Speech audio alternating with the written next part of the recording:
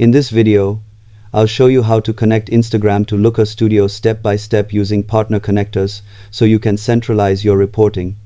Start from your Looker Studio dashboard, click the plus icon, and choose Data Source. In the search bar, type Instagram and explore the available partner connectors, as Looker Studio doesn't natively support direct Instagram integration.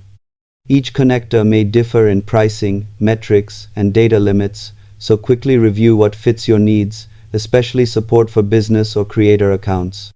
Select one, click Authorize, and follow the login process, usually via Facebook due to the Instagram Graph API. Grant only required permissions and ensure you have proper account access.